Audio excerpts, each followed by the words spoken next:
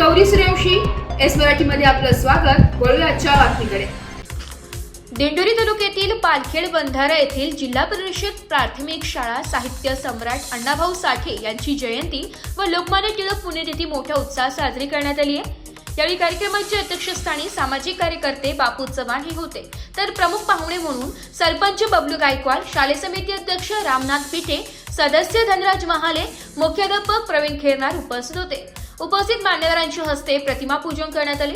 यावेळी बापू चव्हाण यांनी लोकमान्य टिळक यांचे भारतीय स्वातंत्र्य लढ्यातील योगदान व अण्णाभाऊ साठे यांच्या साहित्य क्षेत्रातील योगदानाबद्दल विशेष माहिती दिली आहे. यावेळी शाळेतील विद्यार्थ्यांनी अण्णाभाऊ साठे व लोकमान्य टिळक यांच्या कार्याची आपल्या भाषणामधून विद्यार्थ्यांना माहिती दिली आहे. उपस्थित मान्यवरांचा शाळेच्या वतीने सन्मान करण्यात आला. कार्यक्रमाचे सूत्रसंचालन अमोल पवार यांनी केले, तर आभार शिवाजी भोसले यांनी मानले.